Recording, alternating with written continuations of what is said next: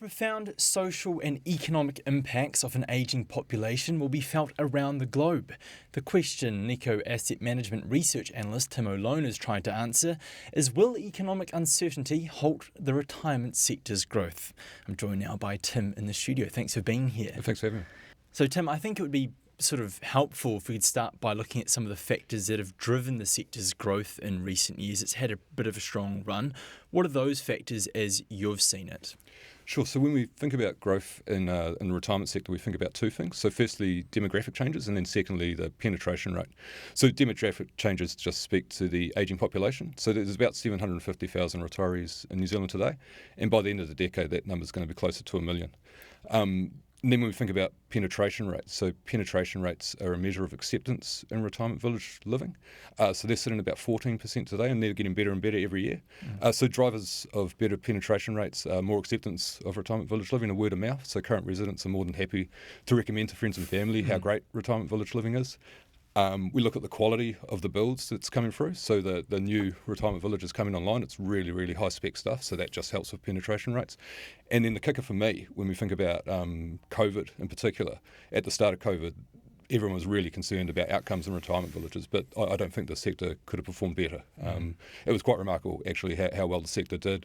Our elderly family members were kept really safe, and in terms of just accepting retirement village living, looking at safety and security, that's just really, really helpful. Yeah, because some of the stuff I saw around that time was that COVID was actually a bit of a boon for the sector, in the sense that a lot of elderly people who perhaps weren't in villages, the offerings that villages offer became a lot more attractive, right? You know, that security, that sense of community, those sorts of things. Yeah, that's exactly right. I think the safety thing trumps everything, but that sense of community, when we're going through lockdown, if you've got a single elderly family member stuck at home by themselves versus being in a retirement village, my understanding was that those villages really came together, real sense of community, real sense of family. It was a good place to be. Yeah, so as we looked to sort of, the outlook, there are some headwinds gathering on the horizon. First of all, how is a slowing housing market affecting the sector? So some investors in New Zealand use the retirement sector as a proxy to the housing market, in that if the housing market performs well, the retirement sector performs well, or if it performs less well, if it lags, the retirement sector lags. There is some sense in that most residents would need to sell a home, or would sell a home, before they move into a retirement village unit. We at Nikko think it's a little more nuanced than that. That relationship doesn't take into account the many years of capital gains that residents would have experienced.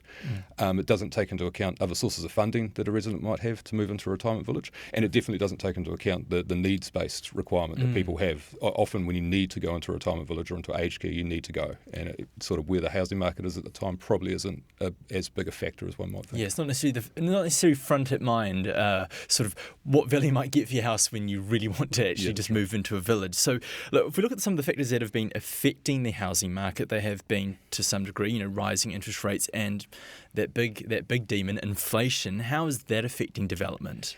Inflation's a big issue for every company we look at in New Zealand. So when I think about inflation in terms of retirement, I think of two things. So the first piece is building materials inflation. So the list of retirement space, they're huge property developers. We had this really big building materials inflation issue, the supply chain of building materials issue. And there was a lot of concern about how the listed operators would perform through that, but they performed really, really well. Their expertise, their relationships, even though we had these supply chain issues, their own supply chains, they remained really, really strong. I believe we've come through the building materials inflation issue now, and these guys have basically sailed through them. So a big pass mark on that front. So things like building costs are starting to ease. That should be a pretty encouraging sign for the sector. But one of the persistent ones that they've been facing, that we've been hearing about, is around staffing and finding skilled staff.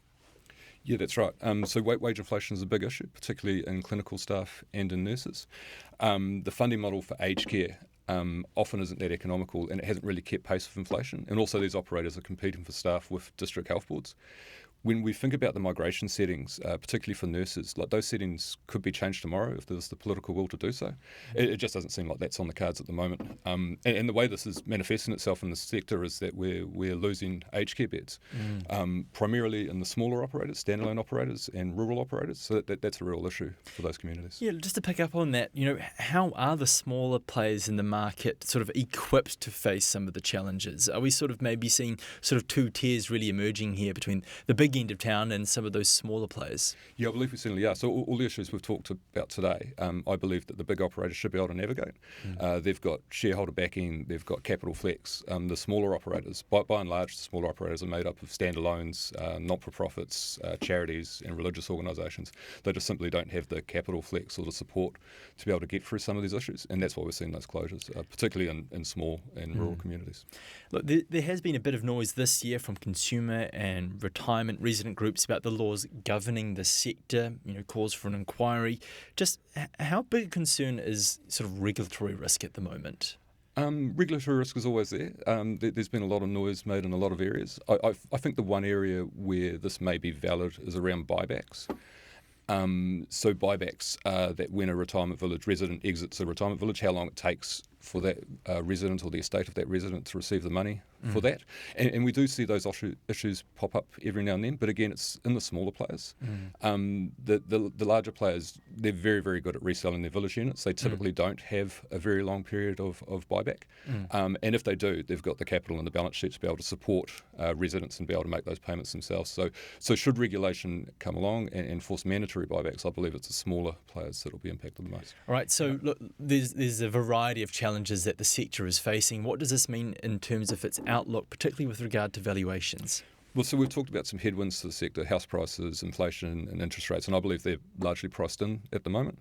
But just given those headwinds and the uncertainty about the track of those things, we're probably likely to see some price volatility and some weakness in those share prices just over the short term. At Nikko, we like to think more medium to long term in our investment horizon.